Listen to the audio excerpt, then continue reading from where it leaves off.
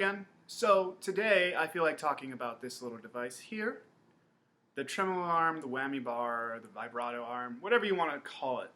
But basically I'm going to talk about the history of it and a couple tricks. Now, since I know it's more fun to start with the tricks, let's get going. First, Tremolo Arm Whammy Bar trick, let's do a dive bomb. Pretty easy.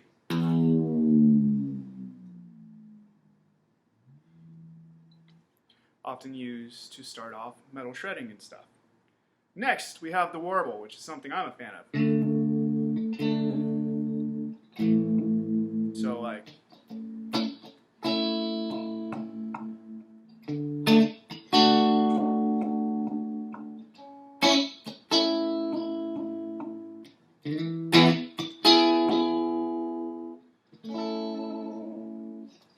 And finally, there's the classic bend, warble, bar thing.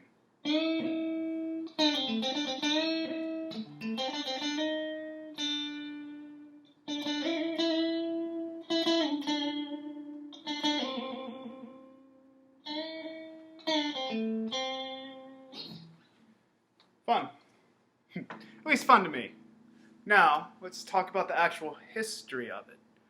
So, one of the earliest patents for a trem system, or once again, vibrato system, was from Bigsby, actually. You know Bigsby vibrato bars. They're still around. They're still very popular.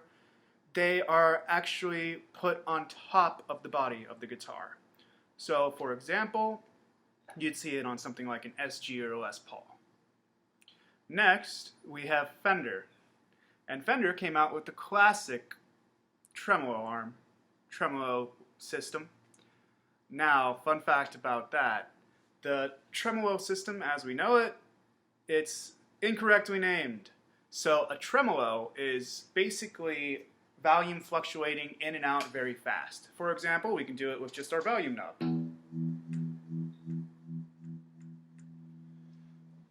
When vibrato is something that's moving up and down, fluctuating is the sound.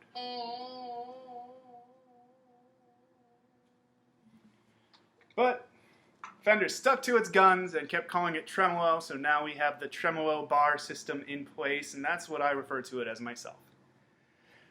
After, say, about 1976, Mr. Floyd Rose came out with the Floyd Rose Bar, or the Floyd Rose double locking trem system. Basically, it had the tuning actually lock in at the bridge and lock in at the top of the guitar. This was to fix a lot of the tuning stability you would see. Well, tuning instability. So, everything that's enjoyable has some fallbacks. For example, the Whammy Bar, the vibrato.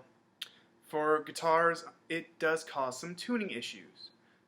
If your guitar is not perfectly set up, it'll slip out of tune pretty easily, which will make it a pain to try to play a song, do a fun little dive, come back, and then you're just completely out of whack. Everything's gone. Well, because of this, a lot of guitarists actually choose to block off their trem system. They sell a product called a Tremolo as well, which you could just toss in the back of your guitar. Or, as many guitarists have done, they will actually take a block of wood and set it underneath the trem so that it doesn't move, unable to move. Now, one of my earliest memories of a Whammy Bar, came from Guitar Hero, of course.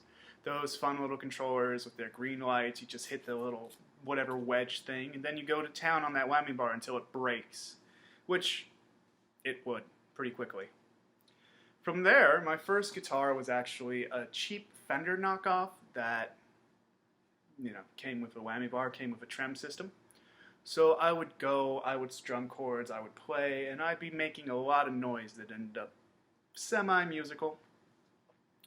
From there, slowly grew, slowly made it better, and I became obsessed with famous Whammy Bar songs. Well, famous songs that incorporated it into them. For example, Jimi Hendrix's Star Spangled Banner would always inspire me. Or so many of Van Halen's sounds come from his combination of bending and using the whammy. And then there's just the smooth vibrato that people like Jeff Beck will add to their tunes. Really, I am definitely a fan. I know I enjoy it a lot. So I keep it on. I'll keep keeping on.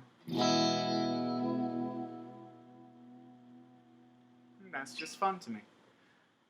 Anyway, that was a brief history of the Whammy Bar, and I'm sure I'll see you all again. If you have a song that incorporates a whammy bar, a trem system, some of those sounds, be sure to leave it in the comments, be sure to leave it in the post. There is a glare on my glasses that's driving me crazy, and I'll work on it, but we'll get back to that. See ya!